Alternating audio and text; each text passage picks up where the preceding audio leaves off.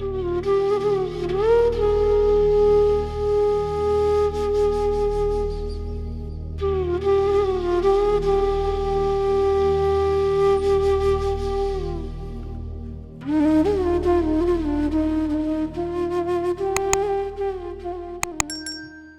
गुरु जी।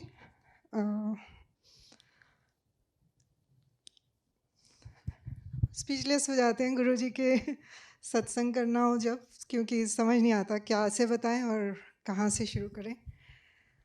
तो जनरल कपूर होते थे हमारे बीच में, काफ़ी आते थे।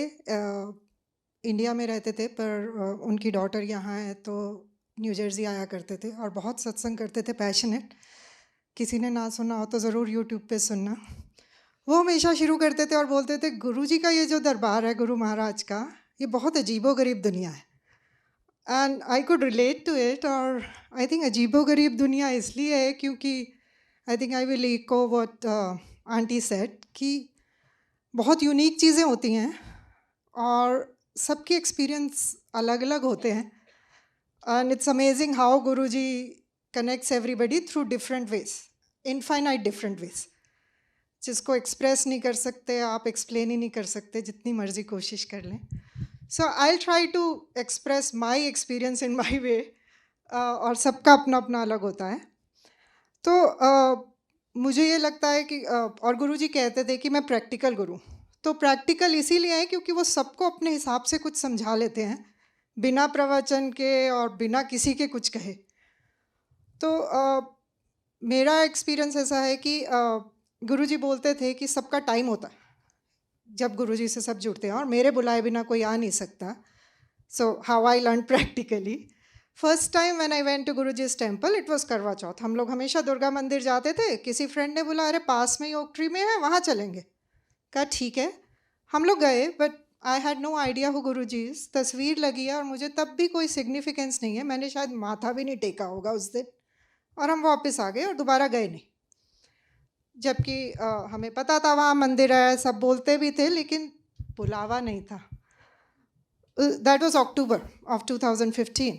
फिर जनवरी में एक फ्रेंड हैं जो गुरुजी के साथ जुड़ी हुई हैं, उन्होंने बोला हम घर में सत्संग कर रहे हैं, आप आना। तो हमने बोला ठीक है, लेकिन हम लेट पहुंचेंगे क्योंकि मेरे बेटे का कोई एग्ज़ाम था, उसको, he was in middle school, उसको हाई स्कूल में एडमिशन के लिए एग्ज़ाम देना था। तो हमने बोला ठीक है, लेकिन हम लेट आएंगे क्योंकि उसको पिक करते हुए आएंगे। हम लोग पहुँचे वहाँ पे। It was amazing experience because ऐसा कुछ हमने कभी एक्सपीरियंस ही नहीं किया था। बहुत अच्छे शब्द चले, उसके बाद मंत्र जाप हुआ, फिर हमने सत्संग सुना। It was amazing. The other thing that happened was कि मेरे बेटे को, I don't know, we were not very religious, ritual वाले इतने। बट मेरे बेटे ने बोला कि मम्मा मैंने ना वो जोत देखी और मैंने ये सोचा था कि अगर ऐसे होगा तो मेरा एग्ज़ाम ठीक है, ऐसे नहीं होगा तो नहीं। तो he use to do well in his practice exams, पर कभी भी उसके 800 नहीं आए थे। 800 was the maximum you could get. He always would get 790, 795, whatever. But that was in his exam, he got 800 and his teacher said that इसमें 800 मेरे पहले स्टूडेंट के आए हैं जिस भी स्कूल में वो प्रिपेयर करने आया। तो that was the first experience we had.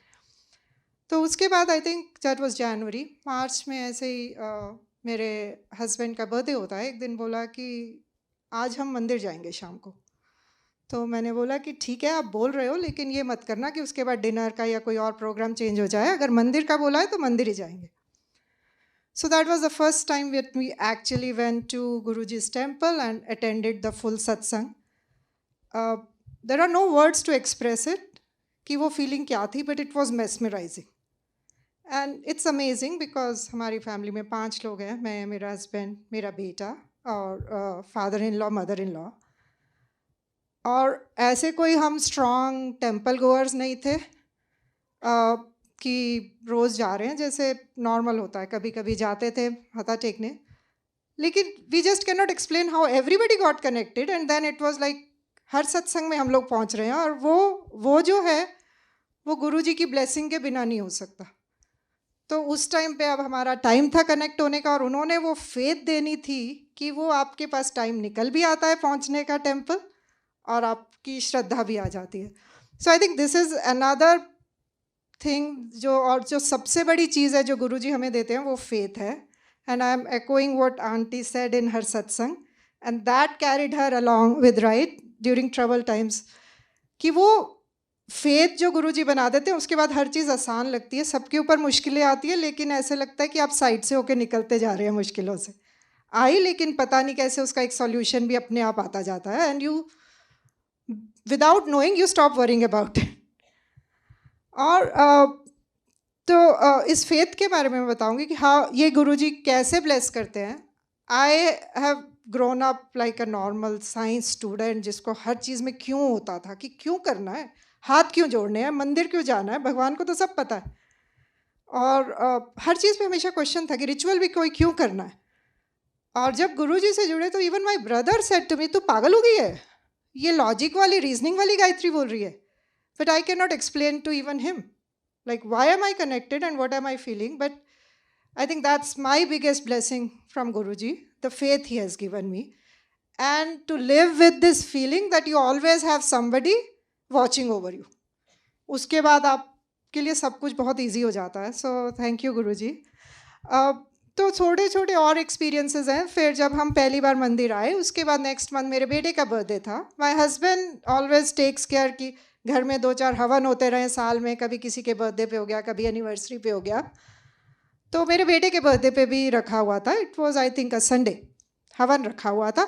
तो मैंने बोला अरे आपने हवन रखा हुआ है, अब इतना मन करता था गुरुजी के पास जाने को कि मैंने बोला अब हम गुरुजी के पास कैसे जाएंगे, जब तक हवन ख़त्म होगा तो हम बहुत लेट हो जाएंगे. तो बोला कोई बात नहीं, पंडित जी से पूछते हैं कि वो कितनी देर रुकेंगे, अगर थोड़ा देर हो गया तो उनका मैसेज आया कि कल मेरी बुक में तो आपका नाम ही नहीं है, मैं तो टेक्सास में हूँ और मेरे साथ ऐसा कभी नहीं हुआ.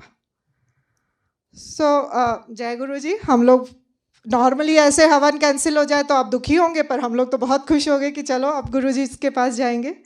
सो this is how practically Guru ji shows you and connects you and builds your faith. फिर आई टेल यू तो क्या हुआ उसके बाद धीरे धीरे आपके सब वहम भी ख़त्म करते रहते. करवा चौथ पे मैंने कभी मैंने मेरी मदर इन लॉ ने हम लोग कभी जब तक अपना व्रत नहीं खोलते थे कोई चाय या पानी कुछ नहीं लेते थे. फ्रेंड्स होते थे वो लोग ले लेते थे जिसको जो सूट करता था. तो उसके बाद करवा चौथ पे गुरुजी के टेम्पल आने लग गए और वहाँ सत्संग होता है, चाय प्रसाद मिलती है पहले भी. सो मैंने अपने हस्बैंड से पूछा कि क्या करूं. बोले नहीं ये तो प्रसाद है, अब तुम ले लेना. मदर इन लॉ ने भी कहा ले लेना. I get severe acidity if I take that empty stomach and I am very prone to acidity. I had severe headache on that day. I took chai prasad, that headache went away and I had no acidity. Again another example of Guruji practically showing you कि ये प्रसाद है, ये पदार्थ नहीं है. लंगर और चाय प्रसाद को प्रसाद की तरह जब आप ले लोगे it will always have this effect. So I'm just giving these are my experiences. This is how I felt कि how practically Guruji is connecting me and building that faith and showing me things.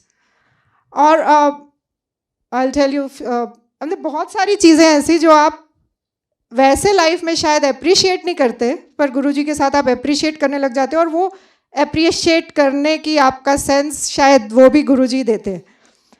मैंने अगर कभी भी किसी को मंदिर में याद किया हो बहुत दिल से और वो मुझे ना मिला हो, ऐसा नहीं हुआ. So I always use say that जो गुरुजी छोटी छोटी बातों का इतना ध्यान रख सकते हैं वो आपके बड़ी बातों का कितना ध्यान रखते होंगे आप सोच सकते हैं. So that is all my satsang is. I don't have like big miracles or anything, but I think this itself is a big miracle and a blessing. कि इतना strong faith और this feeling of somebody always over you is with you. So thank you. शुक्राना गुरुजी. और बस गुरुजी से यही अरदास है कि सबके faith ऐसे ही बनी रहे और सबको bless करें.